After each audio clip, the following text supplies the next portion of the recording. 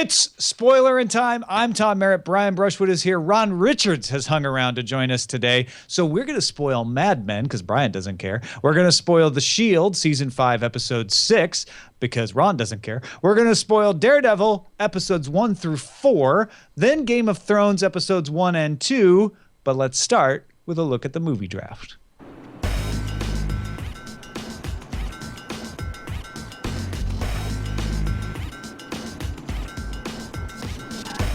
I'm not going to say I'm worried, Brian, but Furious 7, $294 million. Yeah. And there ain't nothing out this week. I'll tell you what, in the initial analysis, I thought GFQ was, going to be like in fourth, fifth, maybe even sixth place. But right now, with only 2 movies of their 1, 2, 3, 4, 5, 6, 6 of them, they have $320 million.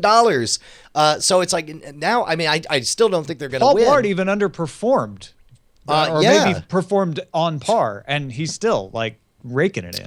Yeah, I mean, he's under no illusions that he's going to hold on to the number 1 rank, according to Andrew. But congratulations, he clearly is going to have a respectable finish. Meanwhile, Ron, you'll appreciate this. Our guy from Queens, Andrew Zarian, compared his early start to being a New York Mets fan. There you go. Hey, first place.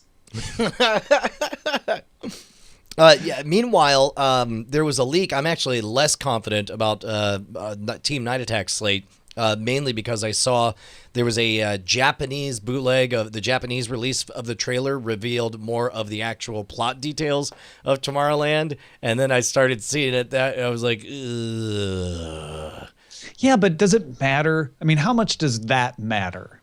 The plot. No, yeah, exactly. No, I'm serious. We're not talking about whether we think it's a good movie. We're talking about whether people will pay to see it. And it's called Tomorrowland, and it's Disney. Yes, and it's George Clooney. And it's George Clooney. Okay, the conceit is of the movie, and again, this is spoiler in time, but and this is in the trailer that went to Japan. The conceit is at actual Disneyland, in the actual Tomorrowland at Disneyland, is a secret tunnel to where all the most brilliant geniuses live, and I don't know. Once I saw it, honestly, that's a pitch that's going to light up some smiles. Like, people are like, "That sounds amazing." It didn't look amazing when I saw it. Wouldn't that be amazing if you could really go to Tomorrowland for real? I kind of think that works. 2 words that will get nerds to go see that movie: Nikolai Tesla.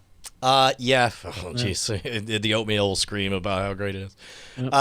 Sorry. I take that back. I don't want to piss off Inman.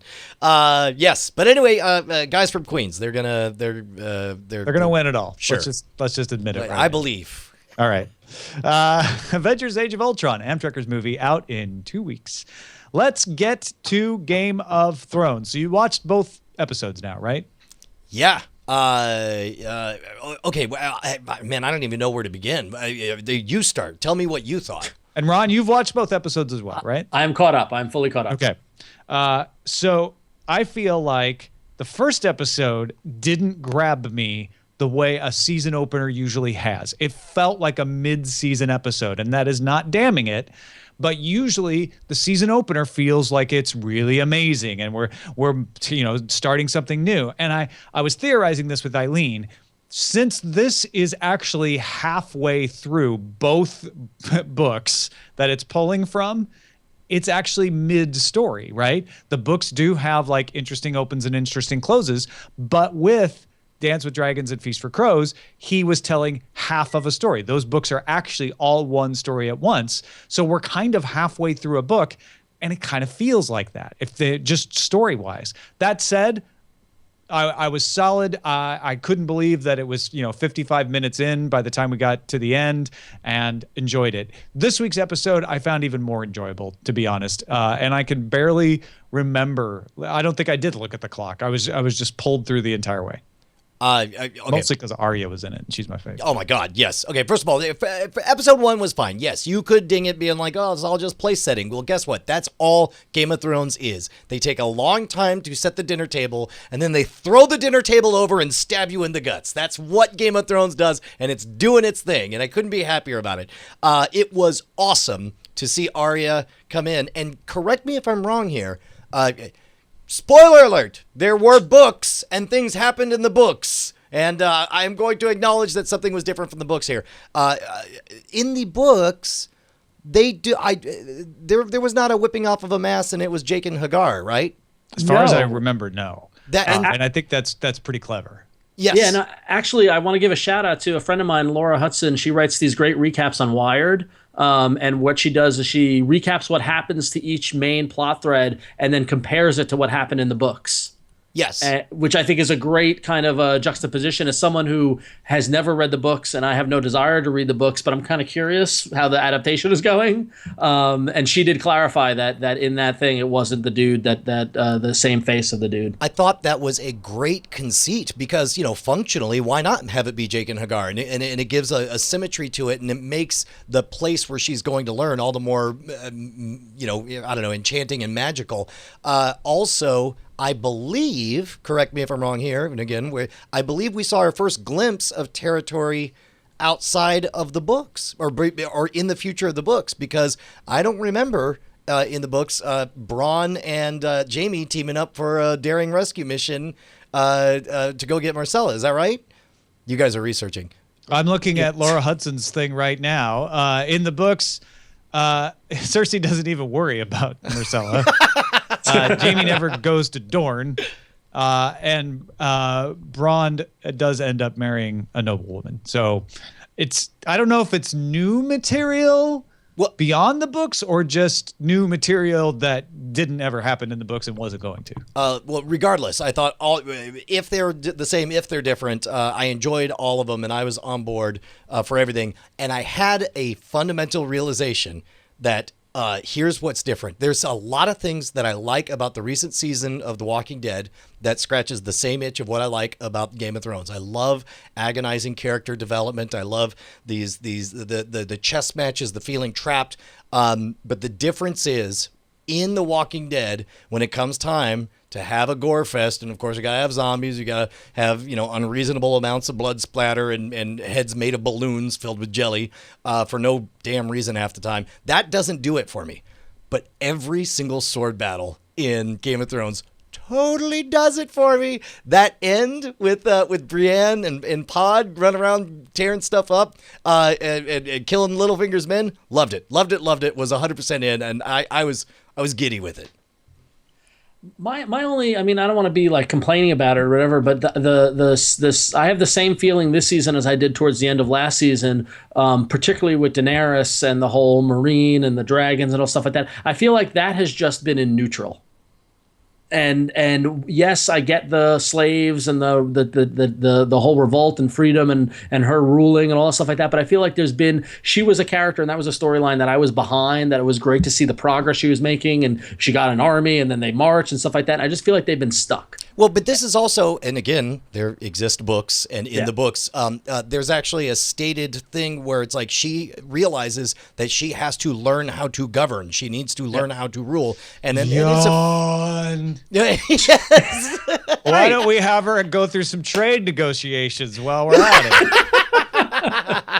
I'm serious. Like this, and yeah, spoiler alert, books, right? This has bothered me in the books too. I'm like, wow, one of my favorite characters is just doing nothing and not acting like her or in any way the way I like her. And I think it's actually important. Like it needs to happen to set up certain things later that haven't happened in the books even. Like, I don't even know what I'm talking about. I'm like, okay, we're obviously setting her up to have a crisis of conscience or a crisis of faith in herself. That's fine. That's a perfectly legitimate character arc. But man, do I not enjoy it. And I actually feel like maybe they're going through it a little faster in the show, thankfully. Oh, they definitely are. And they certainly ended with what very clearly is, obviously she is learning to govern, which is important because if as some of us are guessing, or if it looks as though we're led to believe she'll be, the one true king, eventually a ruler, she needs to learn how to rule. And so by showing her failing, not handling stuff well, that's good. And I think to have Drogon, the dragon, show up and to judge her and turn around and freak, the other two dragons don't respect her. She can't command the dragons. She goes down, they blast flames at her. She runs away scared. And then to have Drogon, the biggest and baddest of them all, come up and visit her and be all like, still not worthy. Later, lady. And wait, is that what happened? That's not how I read that. That's what it looked like to me because she clearly does not know how to command her dragon. She can't command, she's barely holding on to rule in this town. And this is the story of her becoming worthy as a leader, right? I guess not. I thought Drogon was going out to like get her a snack. Seriously, like that was the joke I made. He's like, "Oh, I'll be back with a charred little girl for you in just a second." Oh no, because she's reaching forward to pet him, and then just before she gets there, he rebukes her. He's just like, "Nah, you're not my real dad." And I for some reason, I don't know if this is why we've been trained to expect horrible things or whatever, but I was ready for that dragon to just flame and kill her. Yeah, that's pretty typical game. But we already know she's flame-proof, right? Then, right. Yeah. But we also know that she's said that she will. Emilia Clarke will do no more nude scenes. So that's how you knew that there's no way he could blow flames on her. I guess that counts, even if you're charred, right? Yeah, it's in the contract. All right. Anything else on Game of Thrones? We good? No, I'm very happy. I haven't gotten a read on how happy you are with it, Ron.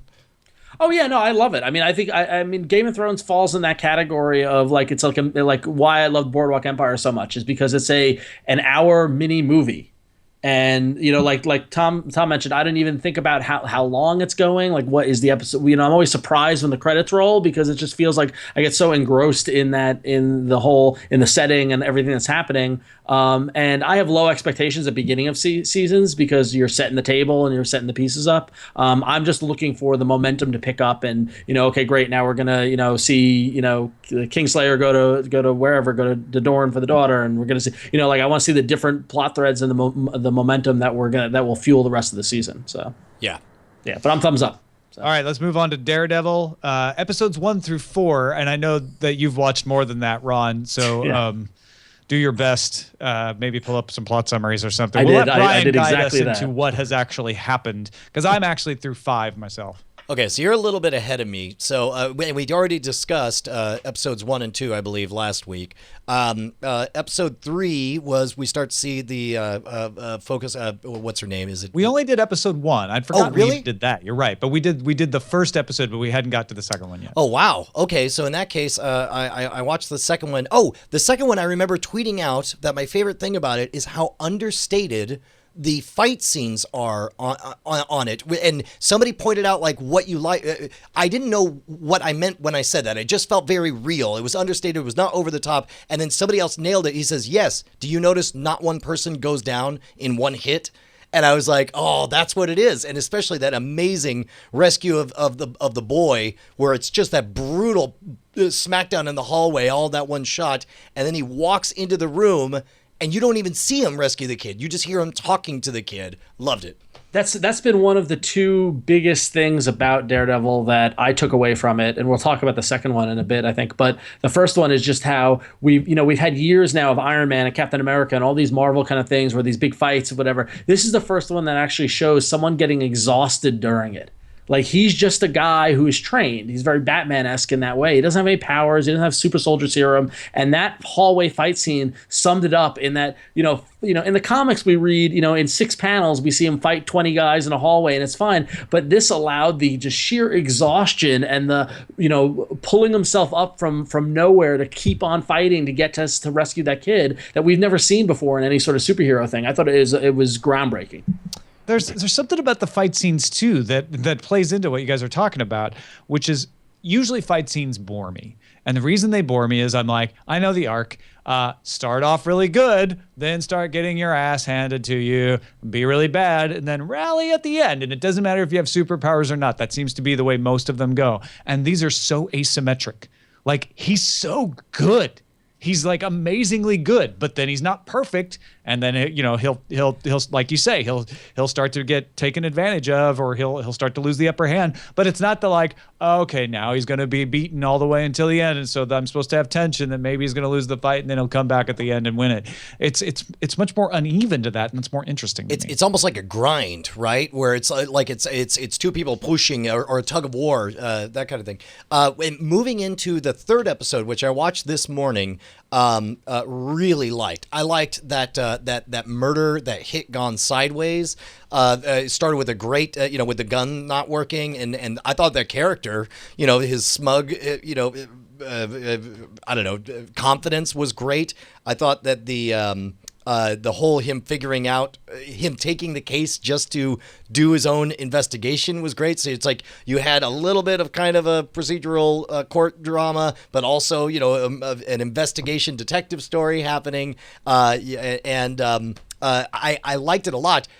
Brutal at the end. Like, we are 3 episodes in, and it's like as if it's a haunted curse word, we get the name of our villain. And then after, for the crime of having spoken it, dude kills himself in that brutal stabbing himself through the eye on some shrapnel. I mean, that was did a great job to make me respect the Kingpin. That's the second thing about Daredevil that I've been impressed by is the evolution of Wilson Fisk and Kingpin as a character, in that the slow progression. And I feel bad because I've watched the whole thing, so I watch it continue. And you guys are at the tip of the iceberg, and it's just going to continue on and get better and better. But the way that they're pacing the introduction of him as the villain and the setup, and then what becomes the ultimate, kind of chess game between him and Daredevil, or him and Matt Murdock, is really, really well done, really well thought out, and just giving you enough information to keep you interested, and giving you enough, kind of like, I've read all the stuff this is all based on. I know Wilson Fisk, I know his story, or stuff like that. But even watching this, by the 3rd and 4th episode, I was engrossed in saying,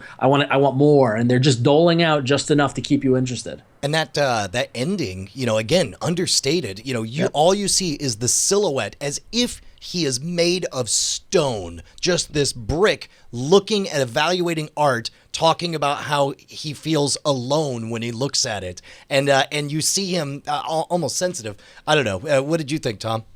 My thoughts on Wilson Fisk are varied and complicated, and hard to separate from what I'm thinking you've watched and what you haven't, because mostly don't they come in the next episode? Episode 4 is when you get to meet him. Yes. Is that right? This is when he goes on the date. And I'm going to give a shift in perspective here, because I tried an experiment.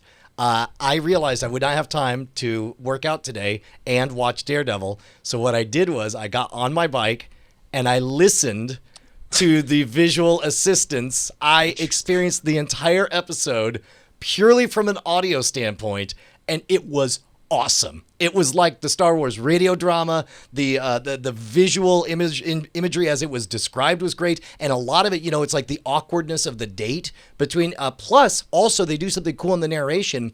They only refer to the well-groomed man, and then they don't give him a name until halfway through that episode. They call him it starts with a W. Wesley or something. Wesley, yeah. Oh, Wesley. And then from that point forward, they call him Wesley. And so okay, gotcha. It's great because oftentimes I have a harder time locking in names for characters, because you just know I'm like, oh, it's that guy. But it's like, it was great to experience it. So it'll be weird to go into episode 5 not knowing what those Russian guys look like, because I just listened to the entire thing. But the visceral imagery where it's like, yeah, all right, so there's a corpse and they're pulling out ribs that they're making into knives, and there's a rat eating a hand. And I was just like, I'm pedaling my bike. I'm like, this sounds awesome.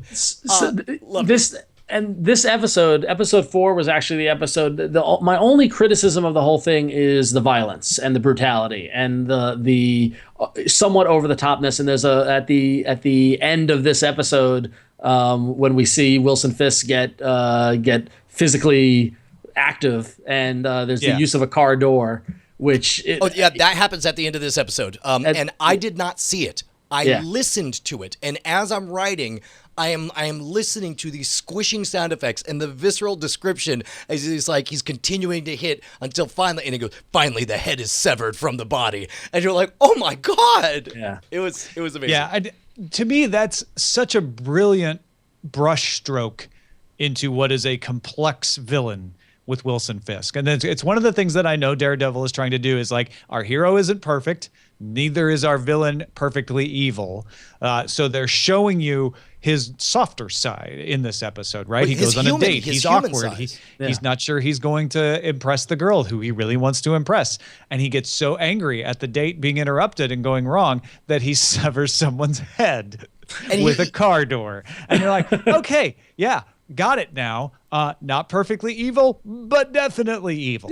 You get the sense that there's this rage inside that he's keeping in check, and they explore that more in the character as the show progresses. But just the level of violence, I just wonder if it was needed. There's even in the episode 3 too with the Russians and all that sort of stuff. It's a very violent show. This is for adults. It's like, I guess if I had one criticism of these 4 episodes up to this point is the story arc with what's her name, the doctor, the woman, the nurse, Claire who gets kidnapped. The story arc with Claire seems accelerated. It feels like there's not quite enough time to give it its due. Right. Yeah, I think part of that is I think they only got Rosario Dawson for a handful of episodes. Okay, yeah, well, that could be the problem. They got to make the best use of her they can. Oh, I also, we see the setup of their client turned assistant trying to take down United Allied and going to Ben Urich. Yep, Urich. Urich, and him rebuffing her. And so again, I'm in audio in this, and it's like I loved him coming up and explaining, like, this is how you get caught. Look, there's the people, they're not bidding. They're like, buy something, make something happen here, and take the deal. And I loved it. I loved the character of Ben, and I thought that was a very savvy way to position him as an old media guy, old-fashioned journalism, getting their butts handed to him by bloggers, and this, and the idea that this unfashionable idea of actually uncovering a big story is only possible to an old man. Yeah, Ben Urich is he's a character from the comics, and he's like the bastion of truth of the city's conscience. He's the guy who is on the street in the trench coat, finding out what's really happening and trying to get sources and go the straight and narrow and tell the story the way it should be. And sometimes it gets him in trouble. I think the guy they cast for it has been perfect, and it's been like that's been one of when I saw him come on and see him get involved with Karen, and as the show develops and you see him get more involved with trying to figure out what's going on in Hell's Kitchen, it's a joy to watch. So. All right. Last thoughts on Daredevil, or should we move on to the Shield? Well, my only other thought, and going back to my heritage as a New Yorker, is that Hell's Kitchen is such a big, the neighborhood of New York is such a big part of it. And this is just insider nerdy stuff, but there are a lot of those fight scenes where like the Empire State Building's in the background and things like that. Yeah. I didn't realize Hell's Kitchen also was in Queens. But oh no, there's a lot of stuff where they shot where it's in Hell's Kitchen, and I know exactly where they filmed, and that's right across the water in Queens. But there's a Hell's Kitchen annex that I don't know a lot of people realize has taken root. It's like immigrants from Hell's Kitchen. Right, exactly. A Hell's Kitchen neighbor. No, I don't know. That's weird. You just take 34th Street, you go through the tunnel, and then there's little Hell's Kitchen. That's right. That's what it is. It's Hell's Kitchenette. All right, let's move on to The Shield, Season 5, Episode 6, Rap Payback, directed by Michael Chiklis. This is where Kavanaugh, against all odds, walks into the barn, kicks Billings out of his office, and sets up shop, and just starts becoming the least sympathetic character you've ever met, manipulating Mackey's wife, just taking the doors off of the strike team's room, just being miserably awful. By the end of this episode, I hated him, and I wanted him to lose, even though he's right.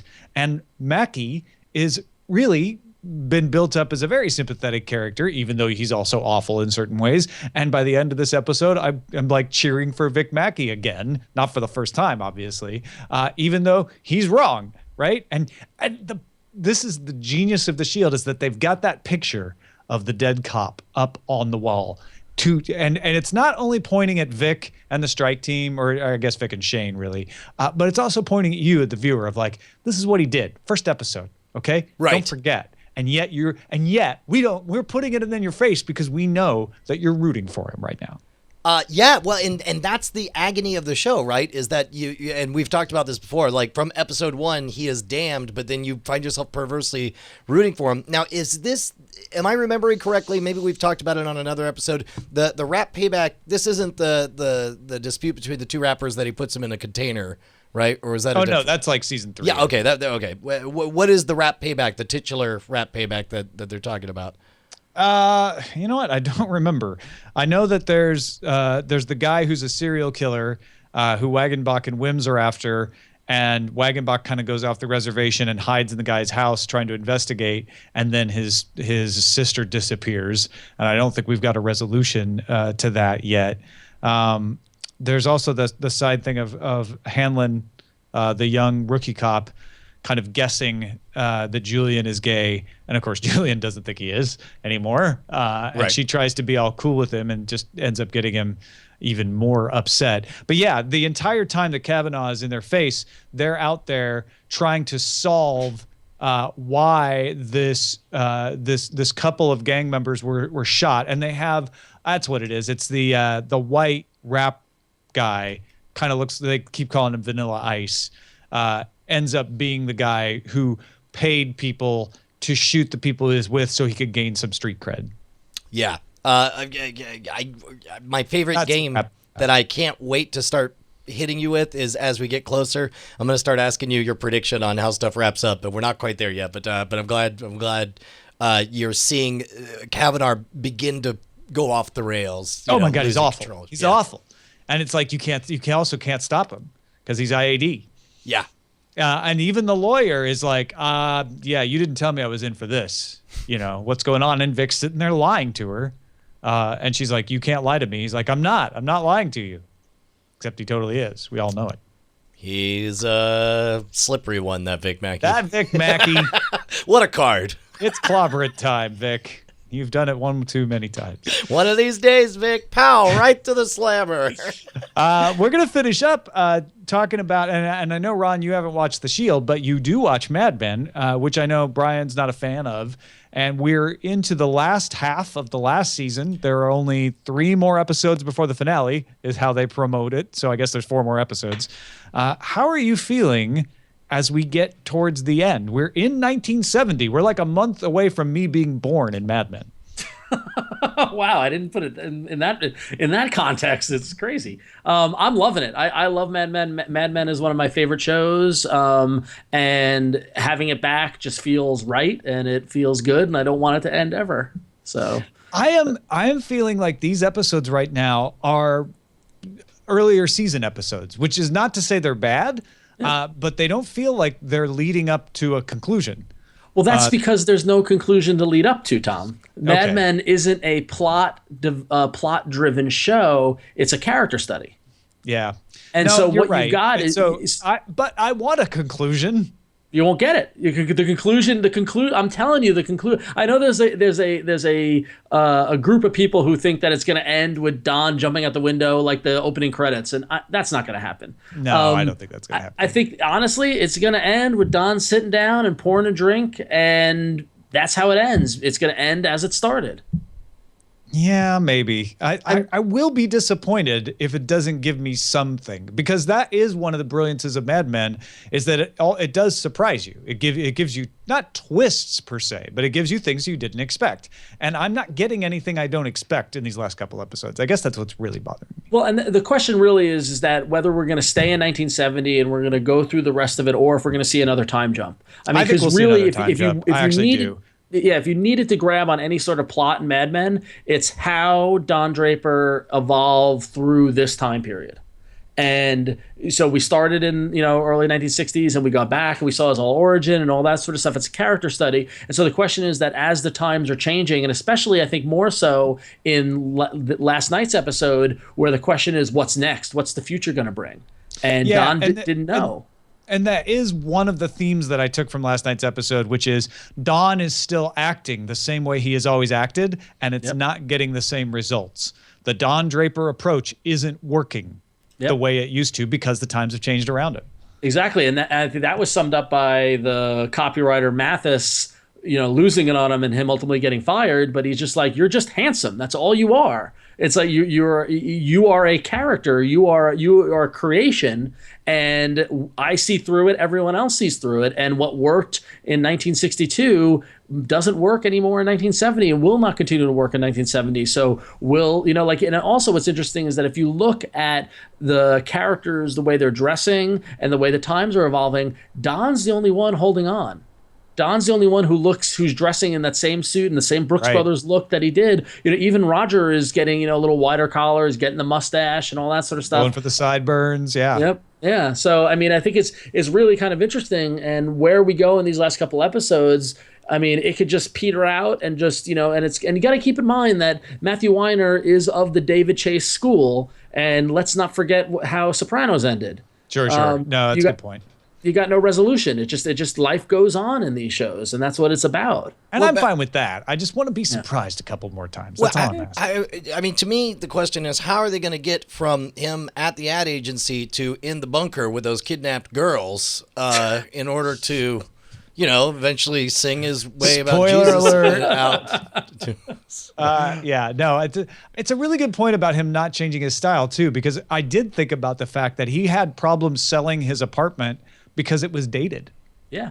Right? Like, we don't think it looks dated. We think it looks retro cool. But when he got the apartment in the mid 60s, it was awesome modern. And now in 1970, it hasn't been remodeled in a few years. It's not aging well. It's a $85,000 fixer-upper, as the real estate agent said. Which made me cringe in that it was a penthouse apartment on the Upper East Side that cost $85,000. Yeah. So I the only other thing I wanted to mention was like, wow, did Matthew Weiner's son grow up? Yeah, he did. Crazy. Like Eileen and I both were like, is that him? Is that him? Oh my God. Well, think about how long time has passed. Of course the kid's going to grow up, but I think on that note, the actual actor got skinny and smart sideburns. Yeah. Yeah, but I think the end of Mad Men, my theory, and I don't know what to expect or whatever, but I think that it's gonna as much be about Don as it's gonna be about his daughter, and I think that we're reminded of that last season, and the whole a smaller plot thread of the character study of Don Draper is how Sally sees him and how Sally is creating her place in the world, and that was pointed to with his critique of her, like, you'll end up like us, you can't help exactly it. Yeah. And so my kind of personal theory is that it's going to end in 1985 with Dawn visiting Sally at her job at an ad agency. Yeah. She's going to be like knocking back some lines of coke at her ad agency in the 80s. She worked on the Macintosh 1984 commercial. Right. That's what we don't. Yeah, we're gonna totally. That's it. All right. Any more John Hamm references, Brian? Yeah, he sure was funny in that pedophile skit on Saturday Night Live. Oh, gotta give you that.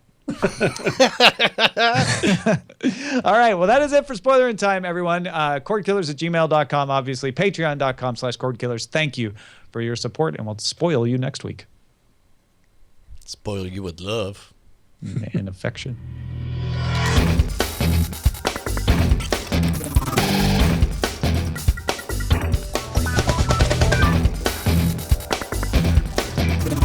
Diamond Club hopes you have enjoyed this program.